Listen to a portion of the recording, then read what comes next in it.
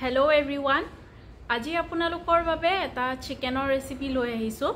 আজিৰ ৰেচিপিটো এটা নেপালী ডিশ হয় আৰু এইটো চিকেন চয়লা বুলি কয়। এই ৰেচিপিটো মই মোৰ ভন্টিৰ পৰা শিকিছিলো। একচুয়ালি ভন্টিৰ এজনী নেপালী ফ্ৰেন্ড আছে। সেই ফ্ৰেন্ডজনীয়ে এদিন ভন্টিক বনাই খুৱাইছিলে এইটো আৰু তাইৰ খাই ভাল পাইছিলে। সেইকাৰণে এদিন ভন্টিয়ে ঘৰত আমাক বনাই খুৱালে।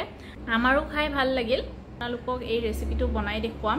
আপোনালোকৰ বহুতে হয়তো জানিবও পাৰে এইটো ৰেচিপি। খাবলৈ ভাল লাগে আৰু বনাবলৈও বেছি টান নহয়। আজি ৰেচিপিটো চাই থাকিব লাষ্টলৈকে আৰু যদি ৰেচিপিটো ভাল পায় তেতিয়াহলে ভিডিওটোত এটা লাইক কৰাৰ লগতে শেয়াৰ আৰু কমেন্ট কৰিব। চেনেলটো যিসকলে সাবস্ক্ৰাইব কৰা নাই সেইসকলে প্লিজ সাবস্ক্ৰাইব কৰি ল'ব। বলক এতিয়া ৰেচিপিটো ষ্টাৰ্ট কৰো।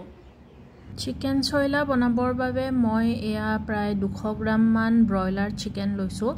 এইখিনি ভালকৈ ধুই এনেকৈ সৰু সৰু টুকুৰা কৰি লৈছো। এতিয়া এইখিনি প্ৰথমতে আমি ফ্ৰাই কৰি ল'ব লাগিব। কেৰাহী এখনত মই এয়া মিঠাতেল গৰম হ'বলৈ দিছো। তেলখিনি গৰম হোৱাত ইয়াত মই মাংসখিনি দি দিলো। মাংসখিনিত নিমখ দিছো অকণমান আৰু লগতে হালধি দিছো। ফ্ৰাই কৰোতে অকল নিমখ হালধি দিলেই হ'ল। এতিয়া এইখিনি অলপ ৰঙচুৱা হোৱাকৈ ফ্ৰাই কৰিম। চিকেন চয়লা বনাবলৈ বহুতে মাংসখিনি জুইত সেকিও লয় ফ্ৰাই নকৰাকৈ, কিন্তু ফ্ৰাই কৰিও বনাব পাৰি। চিকেনখিনি মই মিডিয়াম ফ্লেমত ফ্ৰাই কৰি আছো আৰু ইয়াত ঢাকনি নলগালেও হ'ব যিহেতু সৰু সৰুকৈ কাটি লৈছিলো। অলপ সময় পিছত চিকেনখিনি আকৌ এবাৰ লৰাই দিছো। এতিয়া লাহে লাহে ৰঙচুৱা হৈ আহিছে।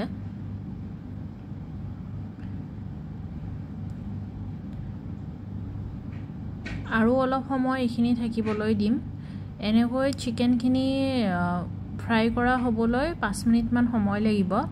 5 মিনিট হৈ গৈছে। এতিয়া ভালকৈ চিকেনখিনি সিজিও গৈছে আৰু ৰঙচুৱা হৈ গৈছে। গতিকে মই এতিয়া চিকেনখিনি তেলৰ পৰা উঠাই ল'ম।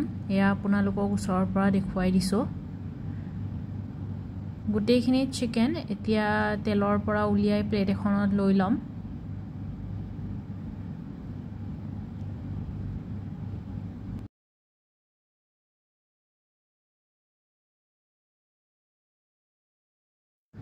গোটেইখিনি চিকেন উলিয়াই ললো এনেকৈ প্লেটখনত। এতিয়া এইখিনি অলপ ঠাণ্ডা হ'বলৈ দিম। চিকেনখিনি ঠাণ্ডা হোৱাৰ পিছত এটা বাউলত লৈ লৈছো। ইয়াতে এতিয়া আমি কিছুমান বস্তু দিব লাগিব। এয়া প্ৰথমতে মই মিহিকৈ কাটি লোৱা পিয়াজ দিছো। এয়া এটা সৰু সাইজৰ পিয়াজ লৈছিলো। লগতে স্প্ৰিং অনিয়নৰ সেউজীয়া পাৰ্টখিনি দিছো। এয়া কেঁচা ধনিয়াৰ পাত কাটি দিছো। তাৰ পাছত এয়া আধা ফাল নেমুৰ ৰস দি দিম ইয়াত। নেমুৰ ৰস এইটো ৰেচিপিত দিবই লাগে, স্কিপ নকৰিব। নেমুৰ ৰস দিলে খুব ভাল টেষ্ট আহে। নিমখ আগতে দিছিলো যদিও এতিয়া যিহেতু পিয়াজ ধনিয়া পাত এইবোৰ দিছো গতিকে এতিয়া আকৌ অকণমান নিমখ দি ল'ম মই ইয়াত। এয়া ধনিয়া গুটি কেইটামান গুৰি কৰি দি দিছো। জিৰা পাউডাৰ দিছো। ৰঙা জলকীয়া গুৰি কৰি দি দিছো আৰু এয়া জালুকৰ গুৰি দিছো। জালুকৰ গুৰিটো দিবই লাগে স্পাইচিনেছৰ কাৰণে। আপোনালোকে যদি বেছি জ্বলা খায় তেতিয়াহলে কেঁচা জলকীয়াও দি ল'ব। মই ৰঙা জলকীয়া গুৰি কৰি দিছো আৰু জালুকৰ গুৰি দিছো। এতিয়া ইয়াত লাষ্ট এটা বস্তুৱে দিবলৈ আছে, সেইটো হৈছে কেঁচা মিঠাতেল।